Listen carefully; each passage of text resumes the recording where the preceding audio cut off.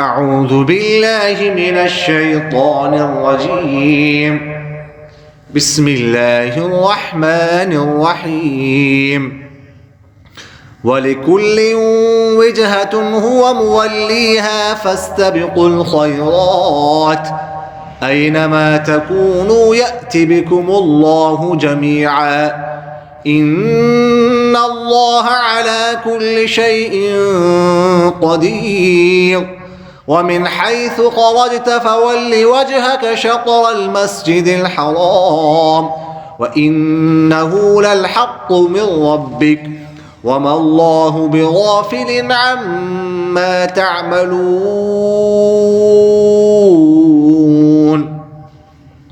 ومن حيث خرجت فول وجهك شطر المسجد الحرام وحيث ما كنتم فولوا وجوهكم شطره لئلا يكون للناس عليكم حجة إلا الذين ظلموا منهم فلا تخشوهم واخشوني ولأتم نعمتي عليكم ولعلكم تهتدون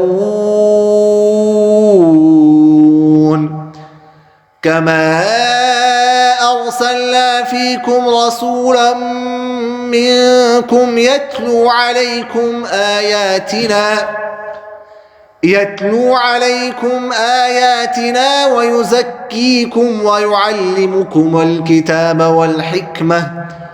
ويعلمكم الكتاب والحكمة ويعلمكم ما لم تكونوا تعلمون فاذكروني أذكركم واشكروا لي ولا تكفرون يا أيها الذين آمنوا استعينوا بالصبر والصلاة إن الله مع الصابرين صدق الله العظيم سورة البقرہ آیت نمبر 148. وَلِكُلٍّ اور ہر امت کے لیے وجہتن ایک قبلہ تھا ہوا مولیہا وہ امت اس کی طرف منہ پھیرتی تھی فاستبقوا الخیرات بس تم لوگ نیکیوں میں سبقت کرو ایک دوسرے سے آگے بڑھو اینما جہاں کہیں بھی تکونو تم لوگ ہوں گے یأتی لائے گا بکم تمہیں اللہ جمیعاً سب کے سب ان اللہ بے شک اللہ تعالی علی کل شیء ہر چیز پر قدیر قدرت رکھنے والا ہے ومن حیث اور جہاں سے خرجتا آپ نکلے سفر کے لیے فولِ بس پھیر دے وجہ کا اپنا چہرہ شطر طرف مسجد الحرام مسجد حرام کے وَإِنَّهُ اور یہ چہرہ پھیرنا للحق البتہ حق بات ہے من ربک آپ کے رب کی طرف سے وما اور نہیں ہے اللہ بغافل غافل عما ان کاموں سے تعملون جو تم کرتے ہو ومن حیث اور جہاں سے بھی خرجت آپ نکلے سفر کے لیے فول وجہک تو پھیر دے اپنا چہرہ شطر المسجد الحرام مسجد حرام کی طرف وحیث اور جہاں کہیں بھی ما کنتم تم لوگ ہوں گے فولو تو پھیر دو وجوہکم اپنے چہروں کو شطرہ مسجد حرام کی طرف لئلا یکون تاکہ نہ ہو للناس لوگوں کے لیے علیکم تم پر حجت کوئی الزام الا الذین مگر وہ لوگ ظلموا جنہوں نے ظلم کیا منہم ان میں سے فلا تخشوہم بس آپ مت ڈرو تم لوگ مت ڈرو ان سے وخشونی اور مجھ سے ڈرو وَلِأُتِمَّ اور تاکہ میں مکمل کر دوں نعمتی اپنے نعمت علیکم تم پر، ولعلکم اور تاکہ تم لوگ تہتدون ہدایت یافتہ بن جاؤ، کما جیسا کہ ہم نے ابراہیم علیہ السلام کی دعا قبول کی، یعنی قبلہ جو ہے وہ آپ کا کر دیا خانہ کعبہ، ارسلنا اسی طرح ہم نے بھیجا فیکم تمہیں رسول ایک پیغمبر، منکم تم میں سے، یتلو جو تلاوت کرتے ہیں، علیکم تم پر، آیاتنا ہماری آیتیں، ویزکیکم اور تمہارا تزکیہ کرتے ہیں، تمہیں پاک کرتے ہیں، ویعلمکم اور سکھاتے ہیں تم کو، الکتابہ کتاب، والحکمت اور حکمت یعنی سنت، ویعلمکم اور سکھاتے ہیں تمہیں ما وہ چیزیں لم تکونوا تعلمون جنہیں تم نہیں جانتے تھے، فاذکرونی بس یاد کرو مجھے، اذکرکم میں تمہیں یاد کروں گا، واشکرولی اور شکر ادا کرو لی میرا، ولا تکفرونی اور میری ناشکری مت کرنا، یا ایھا الذین اے لوگو، اے وہ لوگو آمنو جو ایمان لا چکے، استعینوا تم مدد حاصل کرو، مدد طلب کرو، بالصبر صبر کے ذریعے سے، والصلاۃ اور نماز کے ذریعے سے، ان اللہ بے شک اللہ تعالی مع ساتھ ہے، الصابرین صبر کرنے والوں کے۔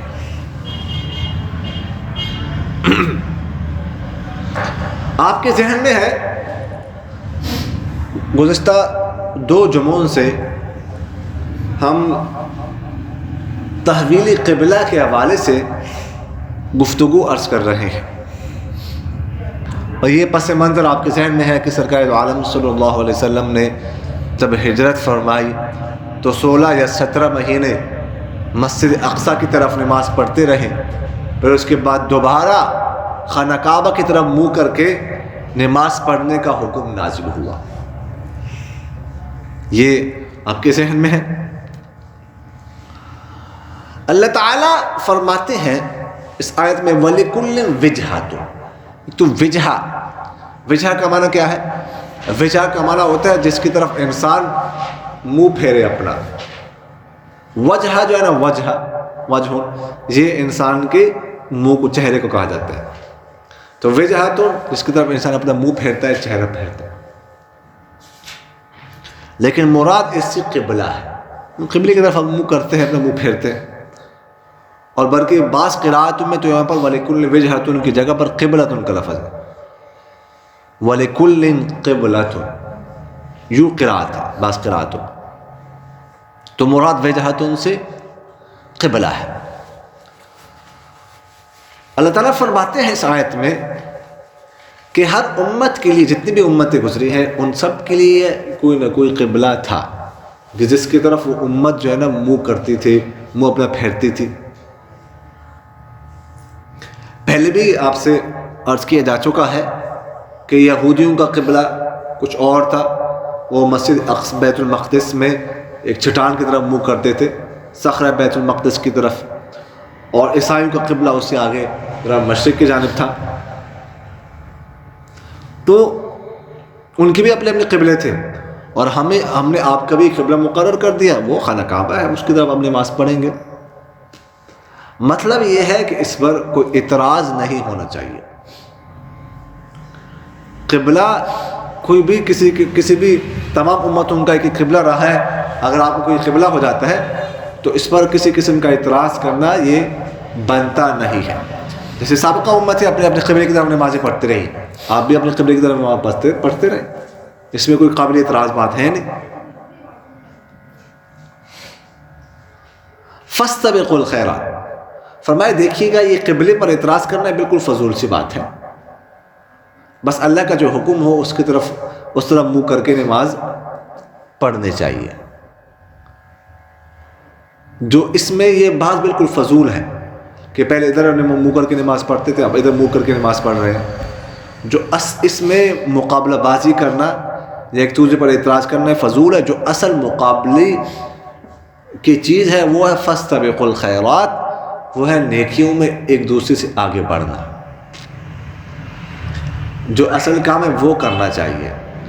ایک دوسرے کی ٹانگیں نہیں کاٹنے چاہیے، دنیا میں ایک دوسرے کے ساتھ مقابلہ بازی نہیں کرنی چاہیے، کوٹھیوں میں، گھاڑیوں میں، جائیداد میں، مال میں، اولاد میں، برادری میں، یہ مقابلے کی چیزیں نہیں ہیں۔ جو مقابلے کی چیز ہے وہ خیرات ہے، نیکیاں ہیں۔ نیکیوں میں ایک دوسرے سے آگے بڑھو، ایک دوسرے سے آگے بڑھنے کی کوشش کرنی چاہیے، یہ مقابلے کی چیز ہے۔ اور یہ بات ذہن میں رکھیں آپ لوگ کہ جب بھی دل میں نیکی کا داعیہ پیدا ہو جائے، کوئی نیکی کی طرف شوق پیدا ہو جائے، کوئی نیک کام کرنے کے بارے میں کوئی دل میں خیال آ جائے، تو بزرگ فرماتے ہیں فوراً وہ کام کرنا چاہیے۔ ان نیکی کی طرف سے جو نیکی کا جو خیال دل میں آتا ہے نا، یہ اللہ کی طرف سے مہمان ہوتا ہے، تو اس کی مہمان نوازی کرنی چاہیے۔ اس کی مہمان نوازی کیا ہے؟ فوراً وہ کام کرو۔ مثلا آپ کے دل میں یہ داعیہ پیدا ہوا، شوق پیدا ہوا کہ میں نے تہجد کی نماز پڑھنی چاہیے مجھے، آج کل لمبی لمبی راتیں ہیں اور نیند پوری ہو جاتی ہے، تو تہجد کی نماز پڑھنی چاہیے، تو فوراً تہجد کی نماز شروع کر دو۔ بس دل میں شوق پیدا ہو شروع کر دو۔ آپ کے دل میں شوق پیدا ہو گیا کہ اشراق پڑھنے چاہیے، فوراً شروع کر دو۔ چاشت کی نماز پڑھنی چاہیے، فوراً شروع کر دو۔ نوافل پڑھنے چاہیے، فوراً شروع کر دو۔ تلاوت کرنی چاہیے، فوراً شروع کر دو۔ قرآن پاک کو سمجھنا چاہیے، فوراً شروع کر دو۔ صدقہ دینا چاہیے، فلاں کا تعاون کرنا چاہیے، یہ کام جو ہے یہ ساری نیکیاں ہیں۔ جو ہی آپ کے دل میں یہ خیال پیدا ہو جائے فوراً اس پر عمل کرو، تو یہ اس کی مہمان نوازی ہے، اس مہمان کی اس کی قدر ہے۔ بزرگ فرماتے ہیں کہ اگر اس اللہ کی طرف سے مہمان ہوتا ہے، اگر اس مہمان کی قدر نہ کی جائے، اس کی ناقدری کی جائے، تو یہ پھر آنا چھوڑ دیتا ہے۔ مہمان جب کسی کے گھر جاتا ہے نا، تو اگر آپ اس کی مہمان نوازی کریں گے، اس کی قدر کریں گے، اچھی طرح اس کا سلوک کریں گے، استقبال کریں گے، تو آپ کے پاس آئے گا، بار بار آئے گا۔ آپ جتنی عزت دیں گے اتنا وہ زیادہ آئے گا۔ اگر آپ نے مہمان کی ناقدری کی، اس کے ساتھ حسنی سلوک نہیں کیا، برا سلوک کیا، تو وہ نہیں آئے گا، کون جاتا ہے؟ تو یہ نیکی کا خیال بھی اللہ کے مہمان ہے، اگر اس کی آپ قدر کریں گے، مہمان نوازی کریں گے، تو آپ کے پاس بار بار نہیں، ایک نیکی آپ نے شروع کر دی نا، اب دوسری نیکی کا خیال آئے گا، تیسری نے ایک کی نیکی ہے، کئی نیکی آپ اپنے ساتھ لاتی ہے، تو اور نیکیوں کے خیال آئے۔ اگر آپ نے اس نیکی ناقدری کی، اس کی ناقدری کیا ہے، اس پر عمل نہیں کیا، آپ نے چھوڑ دیا، تو یہ مہمان آنا چھوڑ دیتے ہیں۔ پھر جب ہم ناقدری کرتے ہیں تو دل میں جو نیکی کا خیال آتا ہے وہ آنا چھوڑ دیتا ہے، وہ پھر نیکی کا خیال آتا ہی نہیں ہے، پھر انسان کا ذہن گناہ کی طرف ہو جاتا ہے۔ تو اس لیے فرمایا فاستبقوا الخیرات، نیکیوں میں ایک دوسرے سے آگے بڑھو، ٹھیک ہے؟ اگر ایک شخص جو ہے نا وہ کیا کرتا ہے، چاشت کی نماز پڑھتا ہے، تو آپ اشراق کی شروع کرتے، اشراق کی پڑھتے ہیں، تہجد کی شروع کرتے، یہ کام کر، لیکن اللہ کے لیے، لوگوں کے لیے نہیں۔ ایک شخص 2 پارے تلاوت کرتے ہیں، آپ اس کے مقابلہ کریں 5 پارے تلاوت کریں۔ آپ ایک شخص اللہ کی راہ میں 10,000 دیتے ہیں، 15,000 دے، لیکن ریا کے لیے نہیں، صرف اللہ کے لیے۔ عمل اللہ کے لیے وہ قبول ہوتا ہے جو اللہ کے لیے کیا جائے۔ تو فرمایا اینما تکونوا یأتی بکم اللہ جمیعا، اور فرمایا کہ یہ جو قبلے کا حکم تمہیں دیا ہے اللہ کی طرف سے، اس پر عمل کرو۔ ہر امت کے ایک قبلہ تھا، یہ اللہ کی طرف سے حکم تھا، اس کی پیروی کرو۔ باقی قبلہ تمہارا ایک ہے، لیکن جہاں کہیں بھی تم ہوں گے اللہ تعالیٰ تم سب کو لے آئے گا، سب کو جمع کرے گا ایک جگہ پر۔ اللہ کا فرماتے ہیں نا یدرککم الموت ولو کنتم فی بروج مشیدہ، کہ موت تمہیں پائے گی اگرچہ تم بڑے بڑے قلعوں میں کیوں نہ ہو، دروازہ بند کر دو پھر بھی موت تمہارے پاس آئے گی، تو اللہ تعالیٰ تم سب کو ایک دن جمع کرے گا۔ یہ آپ لوگ ذہن میں رکھیں، اپنے جمع ہونا ہے۔ ان اللہ علی کل شیء قدیر، اللہ تعالیٰ ہر چیز پر قدرت رکھتا ہے۔ اللہ تعالیٰ کے لیے تمام مخلوق کو ایک جگہ پر جمع کرنا، کسی کو پہاڑ سے جمع کرنا، کسی کو میدان سے جمع کرنا، کسی کو پاکستان سے جمع کرنا، کسی کو امریکہ سے جمع کرنا، یہ کوئی مشکل کام نہیں۔ وَمِنْ حَيْثُ خَرَجْتَ، پھر قبلے کی تعبیر کا ذکر ہے کہ جب تم سفر میں نکلو، یہ خطاب تو آپ صلی اللہ علیہ وسلم سے ہے، آگے امت سے بھی ہے، تو اپنا منہ جو ہے نا وہ مسجد حرام کی طرف کرنا ہے، مسجد حرام کی طرف نماز پڑھنی ہے۔ اس آیت میں بھی یہ ذکر ہے، وَمِنْ حَيْثُ خَرَجْتَ فَوَلِّ وَجْهَكَ شَطْرَ الْمَسْجِدِ الْحَرَامِ، اور اسی جو اگلی آیت ہے اس میں بھی ذکر ہے وَمِنْ حَيْثُ خَرَجْتَ فَوَلِّ وَجْهَكَ شَطْرَ الْمَسْجِدِ الْحَرَامِ، لیکن دو آیتوں میں فرق یہ ہے کہ اس میں تو دوسری آیت ہے اس میں وَحَيْثُ مَا كُنْتُمْ فَوَلُّوا وُجُوهَكُمْ شَطْرَهُ، اس میں ساتھ یہ بھی ہے، یعنی پہلے آپ صلی اللہ علیہ وسلم کو خطاب ہے دونوں آیتوں میں، پھر وَحَيْثُ مَا كُنْتُمْ فَوَلُّوا وُجُوهَكُمْ شَطْرَهُ، جمع کا صیغہ ہے مَا كُنْتُمْ، ٹھیک ہے، وجوہکم یہ پھر امت کو خطاب ہے۔ دیکھیے گا یہاں پر قبلے کا حکم 3 دفعہ آیا، ایک آیت نمبر 144 میں آیا فَوَلِّ وَجْهَكَ شَطْرَ الْمَسْجِدِ الْحَرَامِ وَحَيْثُ مَا كُنْتُمْ فَوَلُّوا وُجُوهَكُمْ شَطْرَهُ، یہ کدھر آیا؟ پھر ایک آیت نمبر 149 میں ابھی جو ہم پڑھ رہے ہیں وَمِنْ حَيْثُ خَرَجْتَ فَوَلِّ وَجْهَكَ شَطْرَهُ، یہاں پر بھی دوسری دفعہ ہے، بلکہ یہ چوتھی دفعہ ہے، لیکن اس آیت میں جو ہے نا وہ ایک دفعہ اس آیت میں ہو گیا، ایک دفعہ اس آیت میں ہوگا، تیسری دفعہ وَمِنْ حَيْثُ آیت نمبر 150 میں خَرَجْتَ فَوَلِّ وَجْهَكَ شَطْرَ الْمَسْجِدِ وَحَيْثُ مَا كُنْتُمْ فَوَلُّوا وُجُوهَكُمْ شَطْرَهُ، یہ تیسری آیت ہوگی جس میں 2 دفعہ تحویل قبلہ کا ذکر ہے۔ یہ بار بار کیوں؟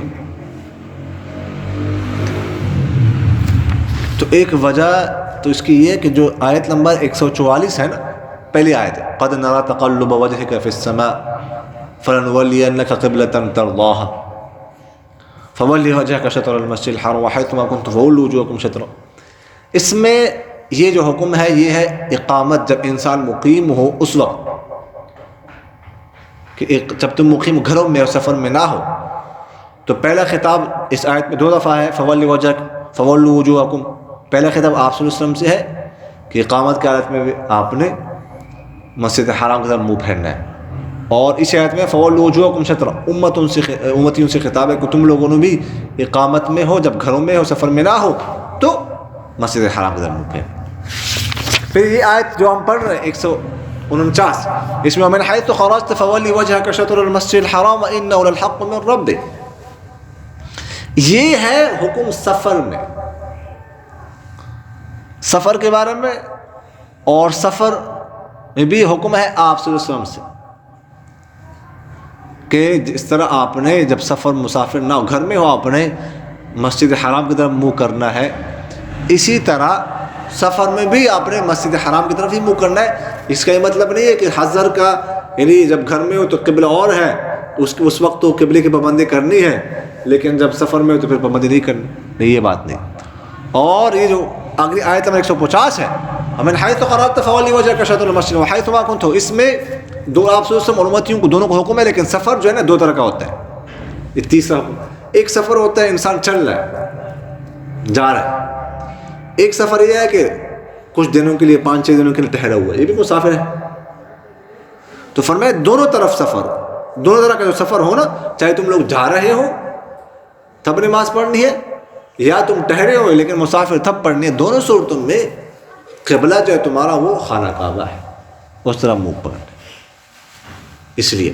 اور دوسری وجہ اس کا یہ ہے جو علماء نے لکھی، وہ یہ کہ یہ جو حکم منسوخ ہوا نا، کہ پہلے مسجد اقصی کی طرف نماز پڑھ رہے تھے، اب خانہ کعبہ کی طرف، یہ جو نسخ، اس کو منسوخ ہونا کہتے ہیں کہ تب حکم کو، پہلے حکم کو منسوخ کا نسخ ہو گیا۔ نسخ کے بارے میں پہلے پڑھا ہے، یہ پہلی دفعہ ہوا تھا، ایسا پہلی دفعہ ہوا تھا، اس کے بعد تو پھر ہوتا رہا ہے، لیکن یہ پہلا حکم تھا کہ منسوخ ہو گیا۔ اب اس پہلا حکم منسوخ ہو، یہ بڑا مشکل ہوتا ہے۔ ایک شخص 16-17 مہینے ایک قبلے کی طرف نماز پڑھ چکا ہے، اب ایک دم سے تمہیں کہو اگلی نماز تم نے اس طرح پڑھنی ہے، ٹھیک ہے نا، تھوڑا سا مشکل ہوتا ہے۔ ٹھیک. تو اس لیے چونکہ پہلی دفعہ یہ حکم ہوا تو بار بار اللہ تعالیٰ نے اس کی تاکید کی، بار بار اس کی تاکید کی، تاکہ یہ ذہنوں میں بات اچھی طرح بیٹھ جائے کہ اب مسجد اقصیٰ قبلہ نہیں ہے، اب خانہ کعبہ ہے. اچھا، یہاں پر جیسے میں نے آپ سے عرض کیا کہ سفر میں ہو یا حضر میں ہو، انسان گھر میں ہو یا سفر میں، دونوں صورتوں میں نماز قبلے کی طرف پڑھنی ہے. یہ بات ایک تو اس کا خیال رکھنا ہے کہ منہ قبلے کی طرف ہونا چاہیے. دوسرا، نماز میں قیام کھڑا ہونے یہ فرض ہے. بعض لوگ ٹرینوں میں سفر کرتے ہیں، ٹرین میں وہ نماز پڑھتے ہیں تو بیٹھ کر نماز پڑھتے ہیں. لیکن ٹرین میں سفر کرنا ہے، اگر تو آپ کھڑے ہو سکتے ہیں تو پھر آپ بیٹھ کر نماز نہیں پڑھ سکتے، اس لیے کہ قیام فرض ہے. آپ کھڑے ہو کر نماز پڑھیں گے اور ساتھ اس بات کا بھی خیال رکھیں گے کہ قبلے کی طرف منہ کریں گے. دیکھو بار بار قبلے کی طرف منہ کرنے کا حکم ہے. اگر آپ جا رہے ہیں، آپ ٹرین جو ہے نا وہ آپ کا منہ قبلے کی طرف ہے، ٹرین آپ کی جا رہی ہے کسی اور طرف، اس کا منہ ہو گیا، آپ کا منہ پھر گیا کس سے؟ قبلے سے. تو آپ ٹرین کے اندر جو ہے نا پھر جائیں گے، منہ پھر قبلے کی طرف کریں، پھر جائیں آپ، ایسے نماز فاسد نہیں ہوتی. تھوڑی دیر آگے جا کے پھر ٹرین جو ہے نا کسی اور طرف پھیر گئی، آپ پھر اپنے آپ کو پھیر دیں، اپنے منہ کو پھیر دیں، اس لیے کہ آپ قبلے سے ہٹ جائیں گے تو نماز نہیں ہوگی. البتہ اگر کھڑے ہو کر نہیں پڑھ سکتے، کھڑے ہو کر پڑھنا آپ کے لیے ناممکن ہے، ممکن نہیں ہے، تو اس صورت میں پھر آپ بیٹھ کر نماز پڑھ سکتے ہیں، ٹرین میں، گاڑی میں. لیکن قبلے کی طرف منہ ہونا چاہیے. چل یہ تو گنجائش ہے کہ آپ بیٹھ جائیں، لیکن منہ آپ کا قبلے کی طرف ہونا چاہیے. منہ جو ہے نا وہ قبلے سے آپ پھیر نہیں سکتے. اگر پھر گئے تو فوراً آپ پھیر دیں، اگر نماز نہیں ہوگی. اس کا خیال رکھیں. اور دوسری بات ہے کہ سفر میں مرد تو پھر بھی نماز کا اہتمام کرتے ہیں، خواتین نماز کا اہتمام نہیں کرتی. شاید یہ سمجھتی ہو کہ وہ نماز معاف ہے سفر میں خواتین کے لیے، یا بعض خواتین کے ذہن میں یہ بات ہوتی ہے کہ ہمارے لیے چونکہ الگ جگہ نہیں ہے، الگ جگہ نہ ہو تو پھر نماز نہیں پڑھ سکتی، وہ الگ جگہ نہیں ہے اس لیے ہم نماز نہیں پڑھتے. تو ایسی کوئی بات نہیں ہے. دیکھیے کہ اگر الگ جگہ ہو تو اچھی بات ہے، وہاں پر الگ سے جا کے وہ نماز پڑھ لیں. اور اگر الگ جگہ نہ ملے تو کوئی بات نہیں، ایک سائڈ پر کھڑی ہو جائے، نماز پڑھ لیں. اصل میں خواتین یہ سمجھتی ہے کہ اگر نماز کے دوران کسی مرد کی نظر خاتون پر پڑ جائے، شاید یہ سمجھتی ہے، عرف میں یہ سمجھا جاتا ہے تو اس خاتون کی نماز نہیں ہوتی. حالانکہ ایسی کوئی بات نہیں. سمجھ آ گئی نا؟ نظر پڑنے سے، کسی مرد کی نظر پڑنے سے خاتون کی نماز فاسد نہیں ہوتی، نماز ہو جاتی ہے. اس لیے ایک سائڈ پہ کھڑے ہو کر نماز پڑھ لے. اگرچہ لوگ آ رہے ہو جا رہے ہو، کسی کی نظر اس پہ پڑ رہی ہے، کوئی حرج نہیں ہے، لیکن فریضہ نہیں چھوڑنا، نماز نہیں چھوڑ سکتے. یہ بہت اہم فریضہ ہے، ٹھیک ہے. اس کا خیر اگر تو کوئی چادر وغیرہ مل جائے اس کے بعد اس کے اوپر کھڑی جائے، وغیرہ میں نے آپ سے پہلے بھی عرض کیا ہے کہ ساری زمین پاک ہے، کسی قسم کی کسی چادر کپڑے کی ضرورت نہیں ہے، بس زمین کے اوپر کھڑے ہو کر وہ پڑھ لیں. البتہ اگر کپڑے یا برقع وغیرہ ناپاک ہیں، مثلا الٹیاں کی ہے، بچے نے پیشاب کیا ہے، ٹھیک، اس پر تو نماز نہیں ہوگی. ایسی صورت میں اگر برقع ہو تو کوئی حرج نہیں، برقع ایک سائڈ پر کر کے اتار کے نماز پڑھ. بتا کپڑے ہو تو کپڑے دھوئے جائے یا کپڑا دھو کر تو اس کے بعد جو ہے نماز پڑھ لے. لیکن نماز پڑھنا ہی ضروری ہے، نماز کسی بھی حالت میں نہیں چھوڑ سکتی. یہ انتہائی اہم ہے. قیام فرض ہے. ہاں جی. عام حالت میں آدمی بیماری کی ویسے شوقیہ پڑھ لے بیٹھ کے تو نہیں پڑھ ہی نہیں سکتا. کھڑے ہو کر اگر کوئی کھڑا ہو سکتا ہے نا، اس کی نماز ہوتی نہیں ہے، بیٹھ کر نماز نہیں ہوتی. پڑھے گا نہیں ہوگی، فرض نماز اس کے بغیر نہیں ہوگی. نوافل سنت پڑھ سکتے ہیں، فرض نماز نہیں ہو سکتی، ہوگی نہیں. اس لیے قیام جو ہے نا وہ شرط ہے. یہ جو سفر کا ذکر ہے، تو سفر میں بھی قبلے کی طرف منہ ہونا چاہیے. ہاں ہاں. لیکن اگر کرو بندہ ٹرین میں یا گاڑی میں تو اس کو پتہ ہی نہیں کہ کعبہ کس طرف ہے قبلہ, تو پھر وہ کیا کرے؟ دیکھیے گا پہلے تو یہ سوال پیدا ہو سکتا تھا, لیکن اس کے لیے بھی یہ نشانیاں تھی. ایک تو یہ ہے کہ یہ ستارہ جو ہے نا فلاں طرف ہے, یہ فلاں طرف ہے. وہ لوگ پہلے اس کا حساب لگا سکتے تھے. اس کے علاوہ لوگوں سے بھی پوچھ سکتے ہیں. لیکن اب تو بڑا آسان ہو گیا. یہ اگر موبائل آپ کے پاس, کسی کے پاس اینڈرائڈ موبائل ہو تو اس پہ قبلہ فوراً معلوم ہو جاتا ہے. ٹھیک ہے, تو وہ اب تو آسان ہے, کوئی مشکل نہیں ہے. لیکن اب پوچھا جا سکتا ہے لوگوں سے. ٹھیک ہے نا. اگر ایک تو لوگ کسی کوئی بتا دے, اگر کوئی نہ بتائے, اب ظاہر ہے گاڑی جا رہی ہے, کسی اتر کر پوچھ تو سکتے نہیں ہے اس علاقے کسی, اگر تو پوچھ سکتے ہیں ان سے کہ گاڑی کو روک دے, میں کسی سے پوچھتا ہوں.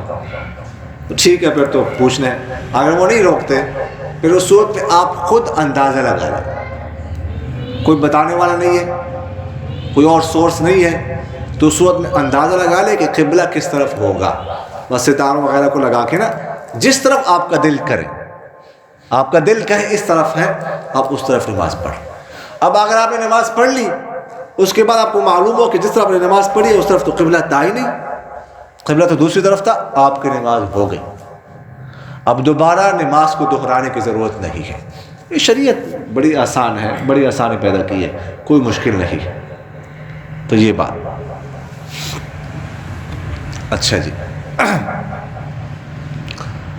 تو فرمایا وَإِنَّهُ لَلْحَقُّ مِنْ رَبِّكَ, یہ قبلے منہ پھیرنا یہ حق بات ہے آپ کے رب کی طرف سے ہے, اور اللہ تعالیٰ جو تم کرتے اس پر نظر رکھا ہوا ہے, کوئی بعضوں سے پوشیدہ نہیں, غفلت میں نہیں ہے. اور اگلی آیت میں بھی یہ بات فرمائی وَمِنْ حَيْثُ خَرَجْتَ فَوَلِّ وَجْهَكَ شَطْرَ الْمَسْجِدِ الْحَرَامِ وَحَيْثُ مَا كُنْتُمْ فَوَلُّوا وُجُوهَكُمْ شَطْرَهُ. ٹھیک ہے, فرمایا لِأَلَّا يَكُونَ لِلنَّاسِ عَلَيْكُمْ حُجَّةٌ. یہ قبلے کا حکم کیوں نازل فرمایا کہ مسجد اقصی سے خانہ کعبہ قبلہ ہو گیا؟ کیوں؟ لِأَلَّا يَكُونَ لِلنَّاسِ عَلَيْكُمْ حُجَّةٌ, تاکہ تم پر کوئی الزام نہ ہو لوگوں کے لیے, کوئی اعتراض تم پر نہ ہو. اعتراض کیسے؟ پہلے میں عرض کر چکا ہوں کہ اہل کتاب یہ اعتراض کر سکتے تھے. اہل کتاب جو تھے ان کی کتابوں میں لکھا ہوا تھا تورات اور انجیل میں کہ آپ صلی اللہ علیہ وسلم نبی قبلتین ہوں گے, دو قبلوں کے نبی ہوں گے. تو اگر یہ مسجد اقصی سے خانہ کعبہ قبلہ مقرر نہ کیا جاتا تو وہ اعتراض کر سکتے تھے کہ یہ تو ہم نہیں مانتے, یہ تو ایک قبلے والے ہیں, ہم نے تو پڑھا تھا دو قبلوں والے ہوں گے, اس لیے ہم نے آپ کا قبلہ خانہ کعبہ بنا دیا. اور اسی طرح مشرکین مکہ جو ہے نا, وہ میں نے آپ سے عرض کی اہل کتاب ضدی تھے, لیکن مشرکین مکہ ضدی نہیں تھے, جاہل تھے, ضد ان میں نہیں تھی. مشرکین مکہ اپنے آپ کو یہ سمجھتے تھے, کہتے تھے کہ ہم ملت ابراہیم پر ہیں. وہ ملت ابراہیم پر اپنے آپ کو سمجھتے تھے. اور سرکار دو عالم صلی اللہ علیہ وسلم بھی ظاہر ان کو بھی ملت ابراہیم کی پیروی کرنے کا حکم تھا. تو وہ اعتراض یہ کر سکتے تھے کہ کیسے اپنے آپ کو کہہ رہے ہیں کہ میں ملت ابراہیم کی پیروی کر رہا ہوں. ابراہیم علیہ السلام کا قبلہ تو یہ تھا خانہ کعبہ, اور یہ تو مسجد اقصی کی طرف نماز پڑھتے ہیں, تو وہ بھی اعتراض کر سکتے تھے. تو اس لیے اللہ تعالیٰ نے یہ خانہ کعبہ قبلہ مقرر کر دیا. اچھا, دوسری بات, ابراہیم علیہ السلام نے تو خانہ کعبہ کی بنیاد رکھی ہے, ان کے ساتھ ان کے بیٹے اسماعیل بھی ساتھ تھے. وَإِذْ يَرْفَعُ إِبْرَاهِيمُ الْقَوَاعِدَ مِنَ الْبَيْتِ وَإِسْمَاعِيلُ, اس کے بارے میں پڑھا ہے. مسجد اقصی کی بنیاد حضرت یعقوب علیہ السلام نے رکھی ہے, جن کا لقب حضرت یعقوب علیہ السلام کا لقب اسرافیل ہے. اسرائیل, معذرت, اسرائیل, چونکہ بنی اسرائیل ان کی اولاد, اس لیے ان کو بنی اسرائیل کیا لقب اسرائیل ہے. اسرائیل سے پہلے میں نے عرض چکا ہوں عبداللہ کے بارے میں ہے, اور نام ان کا حضرت یعقوب ہے. یہ مسجد اقصی کی بنیاد رکھی, چھوٹا سا چھپر سا بنا لیا تھا اس وقت نمازیوں کے لیے. اس کے بعد داؤد علیہ السلام آئے, تو داؤد علیہ السلام نے کافی عرصہ بعد اس کی کچھ توسیع کر دی مسجد اقصی کی. پھر سلیمان علیہ السلام ان کے بیٹے آئے, انہوں نے پھر بہت توسیع کی اور شاندار عمارت جو ہے نا وہ بنائے, بڑی عمارت بنا. یہ پہلے خانہ کعبہ مسجد اقصی سے پہلے خانہ کعبہ کی نماز پڑھی. خانہ کعبہ کی بنیاد ابراہیم علیہ السلام نے رکھی, ٹھیک ہے نا, ٹھیک ہے. مسجد اقصی سے پہلے نماز اس طرح پڑھی. کون؟ جو مسجد اقصی سے پہلے, مسجد اقصی سے پہلے خانہ کعبہ کی بنیاد پہلے رکھی گئی ہے. ابراہیم علیہ السلام نے رکھی ہے. پھر اس میں آتا ہے حدیث شریف میں کہ اس کے بعد جو ہے نا 40 سال بعد مسجد اقصی کی بنیاد رکھی گئی. واضح حدیث میں کہ خانہ کعبہ اور مسجد اقصی میں فرق جو ہے 40 سال کا ہے. 40 سال بعد حضرت یعقوب علیہ السلام نے اس کی بنیاد رکھی. کس کی؟ اب یعقوب علیہ السلام ابراہیم علیہ السلام کے پوتے تھے, ان کے پوتے تھے, تو اس کی بنیاد جو ہے وہ رکھی. اور پھر کافی عرصہ بعد داؤد علیہ السلام آتے ہیں, اس میں توسیع کرتے ہیں. پھر سلیمان علیہ السلام آ کے پھر وہ عالیشان عمارت بناتے ہیں. نہیں, مسجد اقصی بنیاد سے پہلے نماز جو مطلب نماز وہ تو ابراہیم علیہ السلام کا قبلہ خانہ کعبہ تھا نا. انہوں نے بنیاد کی خانہ کعبہ کی قبلہ خانہ کعبہ ہی تھا, قبلہ بھی خانہ کعبہ ہی تھا. اس لیے تو یہ بات میں عرض کر رہا ہوں کہ مشرکین مکہ جو ہے نا وہ اعتراض کر سکتے تھے. اچھا کیوں اپنا بیت المقدس کی بنیاد رکھی, اس کی جو نہیں تو داؤد علیہ السلام رکھے تھے نمازوں کے لیے. نہیں, وہ بنے جو اس وقت اس کا قبلہ اس طرف تھا نا, خانہ کعبہ کی طرف, خانہ کعبہ کی طرف تھا. پھر اس کے بعد میں نے آپ سے عرض کیا یہودیوں کا قبلہ جو ہے نا بیت المقدس میں وہ اللہ تعالیٰ کی طرف سے مقرر ہوا صخرہ بیت المقدس, اور عیسائیوں کا مشرق کی تو اسی جانب پروس آ کے مشرق کی طرف تھا. یہ ہر امت کا الگ الگ قبلہ تھا, جیسے وَلِكُلٍّ وِجْهَةٌ شروع میں ہم نے بات کی. تو سلیمان علیہ السلام نے پھر مسجد اقصی کی عالیشان عمارت بنائی ہے, جس کو یہ لوگ ہیکل سلیمانی کہتے ہیں. پھر اس کے بعد جو ہے نا وہ اللہ تعالیٰ نے ان پر, جس میں ذکر 15ویں پارے میں سورہ اسراء میں نسل کی شروع میں ہے کہ اللہ تعالیٰ نے ان پر مقرر کر دیا. انہوں نے یہ سب کچھ گرا کے, یہاں پر سونا تھا, چاندی تھی, کیونکہ سلیمان علیہ السلام نے اس کی بنیاد جو ہے رکھی تھی جنات سے. جنات نے کام کیا تھا اس میں, وہ یہاں سے لے گیا سب کچھ, کافی قتل عام کیا, اس کو ویران کر دیا, ٹھیک ہے نا. اب یہ لوگ پھر سے یہودی جو قریب پہنچ گیا تو قبضہ ہی کر لیا تقریباً, تو قبضہ ہی ہے نا ان کا مسجد اقصی پر, بیت المقدس پر ان کا قبضہ ہے. بیت المقدس جگہ کا نام ہے, مسجد اقصی وہ ایک جو مسجد ہے اس کا نام, ارد گرد جو جگہ ہے نا اس کو بیت المقدس کہتے ہیں, وہ پورے علاقے کا. تو اب یہ انہوں نے اب قبضہ کر لیا, اب تو قبضہ انہی کا ہے. مثلا مسلمان وہاں پر نماز پڑھ رہے ہیں, نماز صرف مسلمان پڑھ رہے ہیں نا, باقی انہی کا قبضہ ہے. اب یہ جو ہے نا اسی چکر میں ہے کہ ہم دوبارہ اس عمارت کو گرا کر ہیکل سلیمانی بنائیں گے, اور اس کا وہ نقشہ بھی تیار کر چکے, اس کا سب کچھ تیار ہے بھی انہوں نے. جی مسجد اقصی ہے کہ نہیں گرایا انہوں نے نہیں. وہ تو میں نے آپ سے عرض کیا نا کہ ظالم بادشاہ اس کا نام تھا بخت نصر, اس کو اللہ تعالیٰ نے ان پر مسلط کر دیا تھا اپنے ان کے بد اعمالیوں کی وجہ سے. تو اب یہ اسی کی تیاری میں ہے, یہ چاہ رہے کہ ہم ایسے کریں. اچھا جی, تو فرمایا اللہ تعالیٰ نے تاکہ الزام نہ ہو لوگوں پر, الا الذین ظلموا منہم فلا تخشوہم واخشونی, تم مجھ سے ڈرو, ان سے مت ڈرو. لوگ جو باتیں کرتے ہیں وہ تو کرتے رہیں گے, لوگوں کی بات کبھی بھی لوگوں کی باتوں میں نہیں آنا چاہیے. لوگ تو نعوذ باللہ عیسیٰ علیہ السلام کو حلال ہی نہیں مانتے یہودی, ٹھیک ہے, اتنے خبیث قسم کے لوگ ہیں, لیکن آپ نے ان کی پرواہ نہیں کرنی. فلا تخشوہم واخشونی ولیتم نعمتی علیکم ولعلکم تہتدون کما ارسلنا فیکم رسولا منکم. کما جیسا کہ ہم نے ابراہیم علیہ السلام کی یہ دعا قبول کی کہ ابراہیم علیہ السلام نے جو ہے نا وہ خانہ کعبہ کے لیے دعا کی تھی, اس کی مقبولیت کے حق میں دعا کی تھی تو ہم نے آپ کا قبلہ خانہ کعبہ بنا دیا. اسی طرح ہم نے ابراہیم علیہ السلام کی یہ بھی دعا کی تھی کہ ابراہیم علیہ السلام نے کہا تھا کہ اے اللہ ایک رسول ان میں پیدا کرے جو یتلو علیکم آیاتنا، جو ان پر ہماری آیت تلاوت کرے، ان کا تزکیہ کرے، اور تمہیں جو ہے نا وہ قرآن پاک اور حدیث کا علم دے اور تمہیں وہ چیز سکھائے جو تم نہیں جانتے. تو وہ بھی دعا ابراہیم علیہ السلام نے قبول کی، اور یہ بھی دعا قبول کی ہم نے ابراہیم علیہ السلام کی. اس کے بارے میں ہم یہ آیت 4 جگہ پر یہ آیت آتی ہے قرآن پاک میں. ایک پہلے بارے میں ہم نے یہ آیت جو ہے نا وہ پڑھی ہے، اس میں جو منصب نبوت ہے 4 چیزیں، اس کے بارے میں ہم عرض کر چکے ہیں. اب دوسری دفعہ یہ آیت یہاں پر 4 جگہ پر آتی ہے. تو فرمایا کہ رسول کو ہم نے بھیجا یتلو علیکم آیت، ایک تو وہ ہماری آیت تم پر تلاوت کریں گے.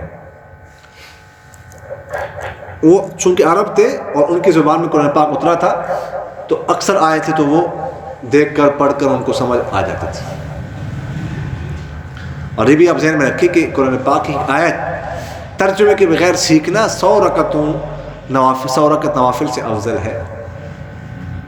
پھر ترجمے کے ساتھ سیکھنا، تفسیر کے ساتھ سیکھنا، یہ کتنی جو ہے نا وہ بڑی نیکی ہے، بڑی فضیلت کی بات ہے. ہم یہاں بیٹھے ہیں، ہم نے 4-5 آیتیں پڑھی ہے، ہم نے اس کی تلاوت بھی کی ہے، سب نے تلاوت بھی سنی ہے، ترجمہ بھی کیا ہے، تفسیر بھی ہم نے اس کے پڑھی ہے، تو سینکڑوں نوافل سے افضل ہے.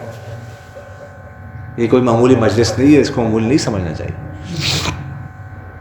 تو فرمایا کہ ایک تو یتلو علیکم آیات، تلاوت کریں گے، وَيُزَكِّيكُمْ، اور تمہیں تمہارا تزکیہ کریں گے، تمہیں پاک کریں گے. اصل میں کو پاک کرنا اللہ کا کام ہے، وَلَكِنَّ اللَّهَ يُزَكِّي مَن يَشَاءُ، اللہ تعالیٰ پاک کرتا ہے لیکن رسول کے ذریعے سے پاک کرتا ہے. رسول کی تعلیمات پر، آپ صلی اللہ علیہ وسلم کی تعلیمات پر، آپ صلی اللہ علیہ وسلم کی سنت پر، آپ صلی اللہ علیہ وسلم کی طریقے پر جو عمل کرتا ہے اللہ تعالیٰ اسے پاک کرتا ہے. تو رسول کے ذریعے سے پاکی حاصل ہوتی ہے. اور تزکیہ، نفس کا تزکیہ، اپنے آپ کو پاک کرنا بہت ضروری ہے. اپنے نفس کے تزکیہ کا خیال کرنا چاہیے، اپنے نفس کو رذائل سے، بری باتوں سے پاک کرنا چاہیے، اپنے نفس کو حسد سے، بغض سے، کینے سے، دشمنی سے، عداوت سے، بدخواہی سے، ٹھیک ہے، اور اسی طرح جو ہے نا اور چیزوں سے پاک کرنا چاہیے. یہ پاک کرنا، اپنے نفس کا تزکیہ کرنا بہت ضروری ہے. دیکھو صحابہ کو تو اتنے مجاہدی کی ضرورت نہیں تھی، بس اگر ایک شخص آپ صلی اللہ علیہ وسلم کی مجلس میں 1 سال بھی بیٹھ جاتا نا تو 1 سال بیٹھنا اس کے لیے 60 سال کے مجاہدے سے بہتر تھا. لیکن ہمیں تو وہ مجلس، وہ صحبت میسر نہیں ہے، اس لیے ہمیں زیادہ کوشش کرنی چاہیے اپنے آپ کو پاک کریں. نیک لوگ ہیں ان کے مجلس میں بیٹھ جائیں، ان کے ساتھ اپنے حوال شیئر کریں، ان کی باتوں کو لیں. ہم آج کل جو ہے نا مدارس خانقاہ آباد ہے، بڑی عمر کے لوگوں کے لیے خانقاہ میں جائیں، وقت گزاریں، اس شیخ کے کامل کی صحبت میں رہیں، اپنے آپ کو پاک کریں. بہت ضروری ہے. خانقاہ ابھی موجود ہے، بڑی بڑی خانقاہ موجود ہے جو آباد ہے. مثلا ایک خانقاہ جو ہمارے حضرت جی کی ہے کربوغا شریف پہ، بہت آباد خانقاہ ہے. آپ ادھر جائیں، ادھر وقت گزاریں، آپ کو فائدہ محسوس ہوگا، محسوس کریں گے. تو ایسی جگہوں پر جانا چاہیے، وہاں پہ بیٹھنا چاہیے، اپنے آپ کا تزکیہ کرنا چاہیے، بہت ضروری ہے. وَيُعَلِّمُكُمُ الْكِتَابَ وَالْحِكْمَةَ، اور وہ تمہیں کتاب کی تعلیم دیتا ہے. ہم تمہیں تلاوت بھی تمہیں پڑھاتا ہے اور پڑھائیں گے، اور تمہیں اس کی تعلیم بھی کریں گے، تفسیر بھی سمجھائیں گے. والحکمہ، حکمت سے مراد سنت حدیث ہے، یہ بھی سمجھائیں گے. بعض آیات ایسی تھی جو صحابہ کو سمجھ نہیں آتی تھی، یعنی اس کا تعلق تفسیر کے ساتھ تھا، پس منظر کے ساتھ تھا، تو آپ سے اس میں بتاتے تھے. مثلا ایک آیت نازل ہوگی وَلَمْ يَلْبِسُوا إِيمَانَهُمْ بِظُلْمٍ، کہ وہ لوگ کامیاب ہے جو اپنے ایمان کے ساتھ ظلم کو خلط بلط نہ کریں. تو صحابہ کو جب یہ آیت نازل ہوگی بہت تشویش لاحق ہو گئی کہ ہم میں سے کون ہے جس سے ظلم نہ ہوا ہو، تھوڑا بہت ظلم تو انسان سے ہو ہی جاتا ہے، تو اس کا مطلب ہے کہ ہماری خیر نہیں ہے. بس بالکل ظلم سے پاک کرنا ایمان کو، یہ کس کے بس میں ہے؟ بہت پریشان ہو گئے. تو آپ صلی اللہ علیہ وسلم نے فرمایا کہ یہاں پر ظلم سے مراد عام ظلم، عام چھوٹا موٹا گناہ نہیں ہے، بلکہ ظلم سے مراد شرک ہے. اور پھر فرمایا قرآن پاک میں اللہ تعالیٰ فرماتا ان الشرک لظلم عظیم، شرک مراد، اور شرک بڑا ظلم ہے. ظلم کہا گیا تو اس لیے گھبرانے کی ضرورت نہیں، تم مشرک تو نہیں. پھر ان کو تسلی ہوگا. اس طرح آپ صلی اللہ علیہ وسلم نے فرمایا تکبر، متکبر شخص جو ہے نا وہ جنت میں نہیں جائے گا. تو صحابہ کو فکر لاحق ہو گئی کہ دیکھو تکبر، ہم اچھا لباس پہنتے ہیں کہ ہمارا لباس اچھا لگے، ٹھیک ہے، ہم اچھے جو ہے نا اچھی چیزیں پہنتے ہیں، اچھے شوز پہنتے ہیں وغیرہ ذالک، اچھی ویسٹ کوٹ پہنتے ہیں، کوٹ پہنتے ہیں. یہ اس کا مطلب یہ تکبر ہے. تو اس کا مطلب ہے کہ ہم پھر جنت میں نہیں داخل ہوں گے. تو آپ صلی اللہ علیہ وسلم نے فرمایا نہیں، تکبر تم سمجھے نہیں. تکبر یہ نہیں ہے. تکبر کسے کہتے ہیں؟ غمت الناس و بطر الحق. تکبر کہتے ہیں لوگوں کو حقیر سمجھنا، ذلیل سمجھنا، بطر الحق، اور حق کو ٹھکرانا، یہ تکبر ہے. تو تکبر کی اصل تعریف ہے. تو اسی طرح آپ صلی اللہ علیہ وسلم ساتھ ساتھ تفسیر اور سنت کا علم بھی ان کو دے دیتے. وَيُعَلِّمُكُم مَّا لَمْ تَكُونُوا تَعْلَمُونَ، اور بہت ساری چیزیں تم نہیں جانتے تھے، بہت ساری چیزیں ہیں جو ہمیں پتہ نہیں تھا، آپ صلی اللہ علیہ وسلم کے ذریعے سے ہمیں علم ہوا. جنت کا علم، جہنم کا علم، قیامت کا علم، بہت سارا علم ہمارے پاس ہے. تو فرمایا فَاذْكُرُونِي أَذْكُرُكُمْ وَاشْكُرُوا لِي وَلَا تَكْفُرُونَ. تم مجھے یاد کرو، میں تمہیں یاد کروں گا. بہت پیاری آیت ہے. تم مجھے یاد کرو، میں تمہیں یاد کروں. بعض حضرات نے کہا اس کا مطلب ہے کہ تم مجھے یاد کرو، میں تمہیں یاد کروں گا، یعنی میں جو تم لوگوں نے مجھے یاد کیا اس کا بدلہ تمہیں دوں گا، ثواب دوں گا. بعد نے فرمایا فَاذْكُرُونِي أَذْكُرْكُمْ، سے مطلب ہے کہ تم مجھے یاد کرو، میں تمہیں یاد کروں. حدیث شریف میں آتا ہے کہ جو شخص مجھے دل میں یاد کرتا ہے میں بھی اسے دل میں یاد کرتا ہوں، اور جو شخص مجھے مجمع میں یاد کرتا ہے، مجلس میں یاد کرتا ہے، میں بھی اس کو مجلس میں یاد کرتا ہوں. اس سے بہتر مجلس یعنی فرشتوں کے مجلس میں کہتا ہوں، فرشتوں سے کہتا ہوں کہ وہ بندہ فلاں بندہ جو ہے وہ میرا ذکر کر رہا ہے، مجھے یاد کر رہا ہے لوگوں کے سامنے. تو میں اس کا ذکر فرشتوں کے سامنے کرتا ہوں. کوئی معمولی بات نہیں ہے، بہت بڑی بات ہے. ہمیں پتہ چل جائے کسی نے ہمارا تذکرہ خیر کیا ہے، ہم خوش تو ہو جاتے ہیں، لیکن اس کا تذکرہ ہم نہیں کرتے. بعض اوقات دل ہی نہیں کرتا. اپنا تذکرہ تو ہم چاہتے ہیں ہمارا تذکرہ ہو مجلسوں میں، لیکن کسی اور کا تذکرہ ہم نہیں چاہتے. لیکن اللہ تعالیٰ فرماتے ہیں نہیں، میں اس سے بہتر مجلس میں اس کا ذکر کرتا ہوں، تذکرہ کرتا ہوں، اس کو یاد. وَاشْكُرُوا لِي وَلَا تَكْفُرُونَ، اور میرا شکر ادا کرنا، ناشکری مت کرنا، ناشکری مت کرنا. اچھا آیت آگے بھی ہے، یا ایھا الذین آمنوا استعینوا بالصبر والصلاۃ، اس کا ترجمہ تلاوت ہم نے کی ہے، لیکن اس میں کچھ بات ہے، تھوڑی سی تفصیل ہے. ٹائم بہت ہو چکا ہے، انشاءاللہ اس حوالے سے اگلے جمعے گفتگو عرض کی جائے گی. اللہ تعالیٰ عمل کرنے کی توفیق نصیب فرمائے. میں پروگرام میں چھٹی کر لیں. اگلا جو محمدیہ پروگرام ہے مغرب کے بعد. اچھا 3 تاریخ کو ہے محمدیہ میں، آج اعلان کیا تھا. میں گیا 3 تاریخ کو. اچھا میں جاتے ہیں، خان صاحب بھی جاتے ہیں، سارے جاتے ہیں. کوشش تو کرتے ہیں. چلو ٹھیک. ختم بخاری کا ہے نا، اچھا میں چھٹی کر لیں اگلے جمعے کی، ٹھیک. ادھر چلے جاتے ہیں. ٹھیک، چھٹی کر لیں گے اگلے جمعے. ٹھیک، اسے اگلے جمعے پھر مسائل کی کلاس کر لیں گے. ٹھیک ہے. ہم نے کہا تھا نا مہینے میں 3 جمعے جو ہے نا وہ درس قرآن ہوگا، اور 1 جمعہ جو ہے نا وہ مسائل کی جو ہماری کلاس چل رہی ہے استاد صاحب وہ بھی چلائیں گے، وہ کریں گے انشاءاللہ. آمین. الحمدللہ رب العالمین والعاقبۃ للمتقین والصلاة والسلام علی خیر خلقہ محمد وعلی آلہ واصحابہ اجمعین. ربنا لا تزغ قلوبنا بعد إذ هديتنا وهب لنا من لدنك رحمة إنك أنت الوهاب. ربنا وآتنا ما وعدتنا على رسلك ولا تخزنا يوم القيامة إنك لا تخلف الميعاد. ربنا هب لنا من أزواجنا وذرياتنا قرة أعين واجعلنا للمتقين إماما. اللہ ذل جلال والاکرام ہمارے تمام صغیرہ کبیرہ گناہوں کو معاف فرما. یا اللہ ذل جلال والاکرام ہمارے تمام لغزشوں سے، تمام کمیوں سے، تمام کوتاہیوں سے، تمام غفلتوں سے درگزر فرما. یا اللہ ذل جلال والاکرام جو پڑھا ہے سنا ہے اس پر عمل کرنے کی توفیق نصیب فرما. یا اللہ ذل جلال والاکرام ہمیں نیک لوگوں کی صحبت نصیب فرما، نیک لوگوں سے ہمیں فائدہ حاصل کرنے کی توفیق نصیب فرما.